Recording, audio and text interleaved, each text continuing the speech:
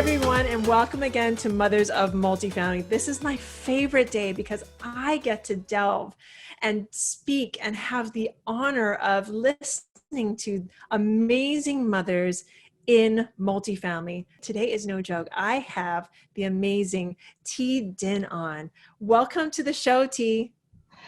Hi, Tilly. Thank you for having me on the show. I'm really excited to be here. I am so super honored. So, you've watched the show before, I know, because you just told me. So, thank you. How do you do it?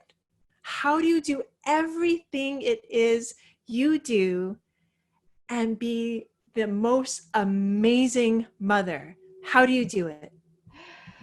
Well, I think, just like a lot of moms that you've interviewed before too, well, I want to thank Hua for introducing me to this amazing group of moms who are doing everything, just being successful at being a mom as well as being in their businesses. I know some have more than one, so I want to thank her for introducing me to you and to the rest of the group. But I think I feel that we as moms or as women in general, we just find ways to get things done, and I think for me, the biggest motivation is love and caring. And so when I care about something, I'm passionate about something, and I love someone, I do everything in my power to support them or to do what I can to make their life better and easier. And so that has always been my motivation is family.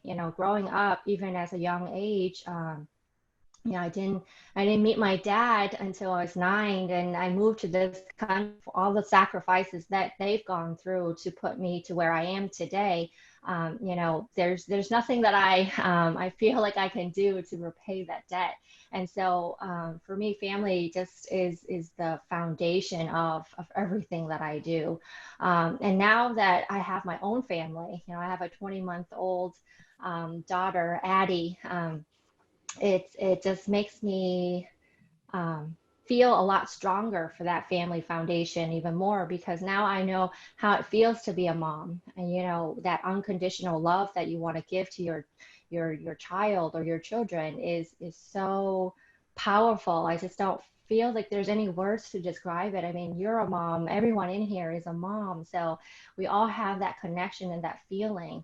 And so it's there isn't really, every challenge is different.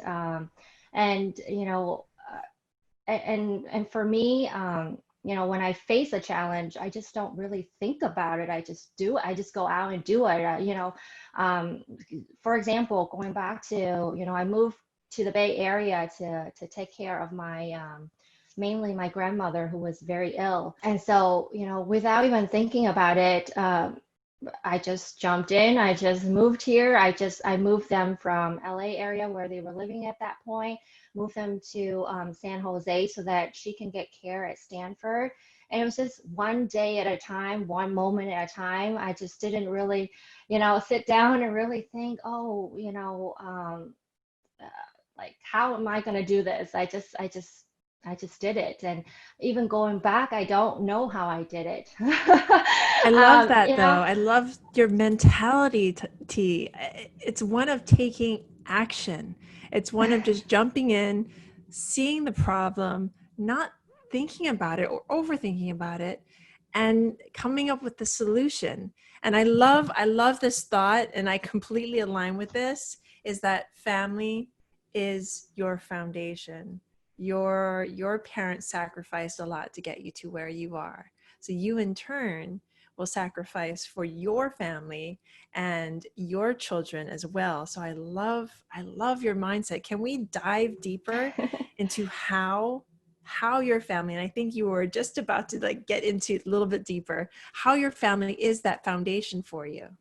so, I was born in Vietnam, and my dad, fought in the Vietnam War. So after the war, he tried to escape. Actually, he and my mom tried to escape even before they were married a few times, and couldn't get out of the country after the war. And he finally made it out. I think after his fifth fifth try by himself, and he said I was 18 months old when he left. And so I have no memories of him or anything. And because after the war, there wasn't any communication between the two countries. So I was able to talk to him maybe once on the phone, and he had to drive to Canada to even make that phone call. And so we were finally reunited in 1992 when I was about to turn 9. So meeting him for the first time, and I don't have any English background, or I didn't learn any English coming to this country. I didn't know anything about the US. I didn't know anything or anybody here besides my dad. And even he was a stranger because, I've never met him. We just exchanged letters, pictures, and things like that. So coming here and learning about him and learning about his struggles and his sacrifice, that was just, it means a lot to me. And I feel like he sacrificed his life to come here and for his family future, for us to get a better education, better opportunities. So he was a big, big, big, big impact on my life. He still is. He's the hardest working man I know, biggest heart, and so, doing this, actually getting into multifamily and wanting to build, wealth and financial freedom, it's all because of him. I see how hard he works, and he works, in their culture in the olden days too, and I feel like even now too, a lot of people's mindset is, work hard, save money, and that's it, right? They just know they have to work hard, they have to get a good education, and that's what he taught me, you know. And that's a great foundation, great way to start, but to me, it feels like it's not enough. I want to be able to give back. I want to be able to retire him, move him here, and have him enjoy the rest of his retirement life, and not work so hard. I Um, love the fact that you want to give back to your family, give back to the man, to your family who worked so hard to get you here. So, talking about family as a foundation, you're facing your challenges. You didn't meet your father until you were 9. You didn't know the language. This is your first time in the country. And now let's take a few steps forward into you building going to college, building your company. Tell me a little bit more about that, your background, how you built your businesses, and how you got into large multifamily. okay, so after college, actually, not after college, but after grad school. So I went to optometry school in Chicago. Then right out of optometry school, I moved here to San Jose, and I mentioned a little bit earlier is I moved here to take care of my grandma. So I did my training here at the Palo Alto VA hospital. And so when I moved here, I really liked the Bay Area. I loved everything about it. So I wanted to live here already. And so after graduation, I was planning to come out here and start my career, looking for jobs. And then, life throws me another obstacle. With my grandma being sick, my mom is the only child, and they lived in Wisconsin. So she has health issues herself, so she's not able to help. So I volunteered to move my grandparents to San Jose. So I actually took a hold on my career for 3 years to take care of my grandma, 24/7 care. And I think that was the hardest thing that I've had to do in my life so far. So after my grandma passed, I started working full time in optometry. I had two subleases actually in the Bay Area. One was actually really far. It's about 40 miles from where I live. So driving was a lot. I was on the road a lot. So during my commute, I would listen to podcasts or YouTube. And I just know that I wanted to do something involving real estate, but just, real estate is so big, like huge. It's just like saying I want to go into the medical field. There's no, specific route to take. And so I had to do a lot of research and listen. And the one video that really caught my attention was Grant Cardone. He talked about why multifamily instead of single family. And that really caught my attention. And since then, I went to different events, boot camps, just to learn more about it. And I happened to go to RE Mentor. I don't know if you've heard of them, with Dave Lindo. So at that, I knew I wanted to do multifamily at that moment. And I have committed. So when I went to the information sessions, I pretty much got up and signed up for the boot camp at the beginning of the session. And at the boot camp, again, my partner and I were the first one to decide we're going to do mentorship and coaching. So even currently, we're doing the coaching through RE Mentor and with Dave Linzo's group, and it's been a phenomenal experience. Just mind opening, and it just opens so many doors, meeting different people and just learning what multifamily is and how to do it, and the challenges it has and how to overcome it. It's amazing. And pretty much that's where I'm at. I'm still new, but learning every day, and networking, trying to network and trying to learn from successful people, gurus, and like yourself, if you've been in it for a long time, and why. I'm far from a guru, but thank you.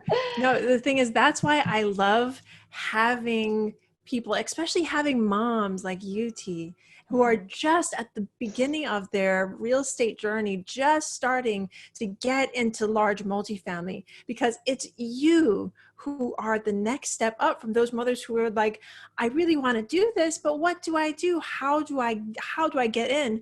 Well, if you are one of those mothers, parents, whoever you are that's listening, thank you.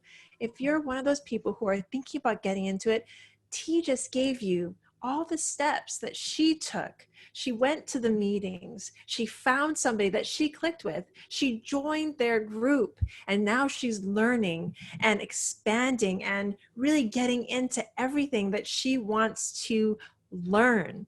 So before I let you go, T, there's a couple of, I actually have two questions, because I see that you are very passionate about one of your nonprofit organizations. Can you give us a little bit about that and how people can get involved? Yes. So I've been involved with a nonprofit called One Site for a few years. What they do is they set up mission trips all over the world. Mexico, India, Vietnam, even China, and all over the nation as well. And what they do is they set up clinics where they pull a lot of volunteers, opticians, doctors, just anyone who's willing to help. To come together, and we give free eye exams to underserved communities, and they also give free glasses to those who need those services.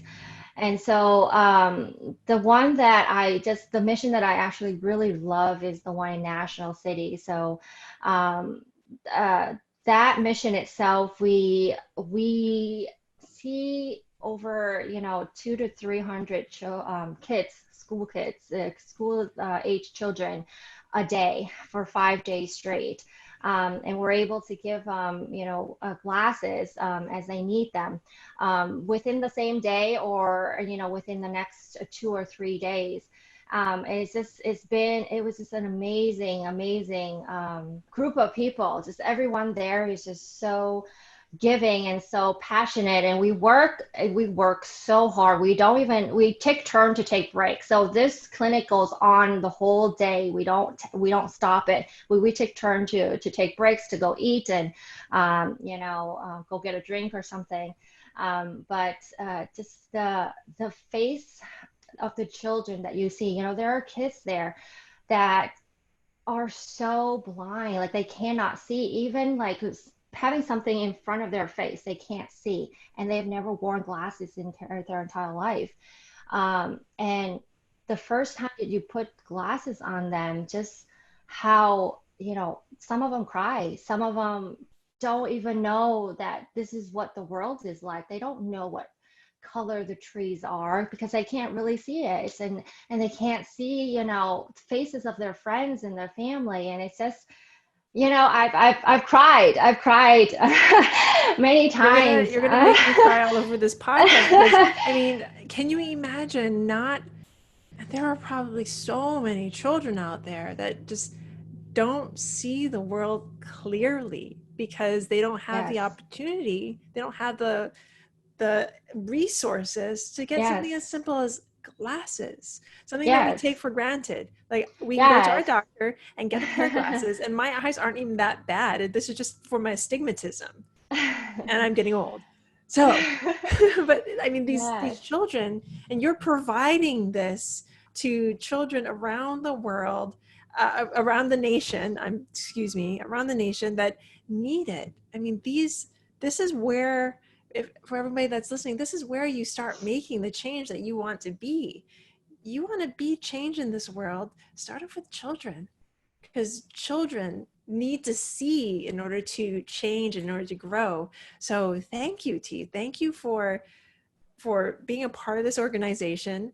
Thank you for the work that you've done with this organization. Thank you for trying to be a huge change in children's lives. But I mean, you just like I want to know more about this organization. So my second question is, how can people reach you? How can people know yes. more about you and get involved in anything that you're doing multifamily wise, and more importantly, get involved with this organization? Yeah, so actually, right now, I'm trying to create a clinic in the Bay Area just because it's in my own backyards. It's a little easier, and since the pandemic too, it's been hard. They had to cancel a lot of the clinics, and I know one site is having difficulty getting sponsorships for these mission trips too, just because of what's going on too. It's money is also tight. So I've partnered up with the Lions Club here as well, which is Mhm. another nonprofit. And so we're trying to fundraise and trying to put together a clinic in San Jose, so that we can carry out just in our local community right now, and then eventually expand and do more. But at least during this pandemic, or even to the next year, I don't see it really functioning fully until we have vaccines and until it's safe to actually go out and actually carry out these missions. So definitely you can contact me by email. My email is tty@mfinvestmentpartners.com. And yeah, I would love to have anyone, contribute to what I'm trying to do right now. Even helping one child makes a big difference. Children is our future, the future of our country, the future of our world. Mhm. So if they can't see and then they can't function, they can't learn, they can't progress. And so I'm very, very, very passionate about giving back to children.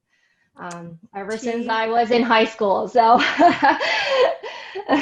you are amazing. You make me, and I'm sure my listeners want to be better people. I mean, just something as simple as providing a pair of glasses for a child who needs it. And this is essential. So don't stop trying to push this. I don't think you can wait. I know you can't wait until this pandemic is over. I don't think Mhm. it's ever going to be, quote, over. It's something that we're Right. just gonna have to live with. And Mhm. as we grow together, as we figure out what we're doing within this new world that we live in, I think this is something that we all need to stand behind. We need to stand behind Yes. those little things like glasses, like glasses that children Mhm. need to succeed, to to take our world and our lives to the next level, to become the next the next T who sees and grows and sees what the opportunities in front of her, but you can't see it without glasses. So again, T, I'm so honored that you came on today. This has been such an amazing interview. And to all of my listeners, thank you so much for listening today. It means so much to me. And if you can, contact T, see how you can help bring glasses to a child in need. Thank you again, T. Thank you, Pili. Thank you for having me on the show. Thank you. Bye now. Bye. Join us for your second cup of coffee every Monday through Friday at noon. Live every day, bringing us our best content we've done so far. Super excited, super engaging, bunch of great guests. We're here to answer your questions, and we so appreciate you listening. Make sure to check us out. Can't wait to see you.